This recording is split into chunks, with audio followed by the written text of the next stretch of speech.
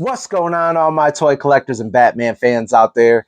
You know who it is. It's your boy Ox, and welcome to the Cave of Wonders. Now, today we're going to be taking a look at a brand new Funko Pop figure. This right here is a GameStop exclusive, and the character we're going to be looking at is Bane from the Arkham Asylum video game. Now, I'm not a big Funko Pop collector. I only have like maybe 8 of them, but I am a big fan of Bane, and I am a big fan of the Arkham Asylum video game. So I had to go ahead and get this figure when I ran across him. He's a deluxe figure, so he's bigger than your typical Funko Pop figures, and I think he costed about $24.99 or something like that. But I am going to be displaying this figure with some of my older Mattel 3 3/4 inch figures, and I'll show you guys how that compares in scale and stuff later at the end of the review. But right now, let's go ahead and get into it. Now, starting off with the front of the box, just like all your other Funkos, it comes in that really cool style of box with a little clear package window. You guys can see the character inside. It says Funko Pop right there. Let you know that this is from the Arkham Asylum video game, number 532. This is a GameStop exclusive. That's where I was able to find it at. Now, I'm not really... I don't really collect Funkos. I think I have maybe like 7 or 8 of them. But I definitely had to get this one just because I'm a huge fan of Bane in general. But second of all, I love that Arkham Asylum video game. So I really wanted to get this figure right here so I could display it with some of my older Mattel little, was it 3 3/4 inch figures that I had from the Arkham Asylum and Arkham City video game. Now, this is the side of the box right there. I've already measured this out for you guys. It measured out to 6.5 inches long by... I think it was 8 inches tall. Let's make sure. Yep, 8 inches tall by 5.5 inches in depth. So keep that in mind in case you guys are going to be displaying him in the box. Here's the side of the box. You guys can see Bane right there. Like I said, number 532. A little image of Bane from the Arkham Asylum video game right there. On the side. On the bottom, in case you guys need the barcode right there. Other than that, let's go ahead and crack Bane out of the box. Now, here's Bane out of the box. You guys can see that, like I said, he is a deluxe figure. So he stands up here at the top of these little Venom hoses. They stand at 6 inches tall. At the top of his head, he's about 6.5 inches. Now, like I said, I don't collect Funkos, but I do have a couple little Batman ones. And here's a regular size one. I think this one costs like 11 bucks or something. This is the 89 Batman. You can see that this Bane one ends up towering over him. And like I said, this one did cost about $24, and it is a GameStop exclusive, all right? But you guys can see just how much bigger he is compared to your typical Funkos. Now, I can see that this Funko right here, his head does rotate, but this one doesn't.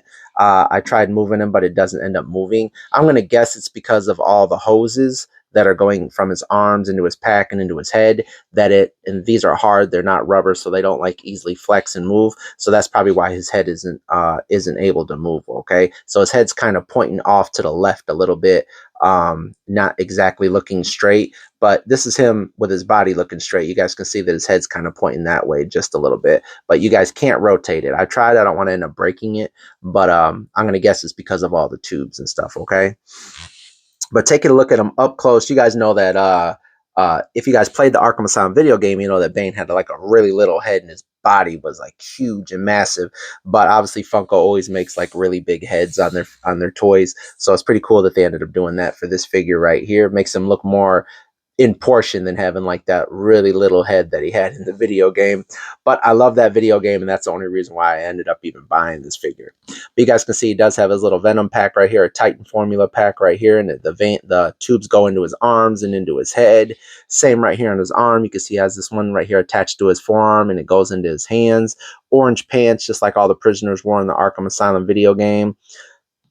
But yeah, looks really awesome, man. Like I said, the whole purpose of me buying this is, one, I'm a huge Bane fan, and two, I wanted to see how he looked with my older Mattel Arkham video game figures.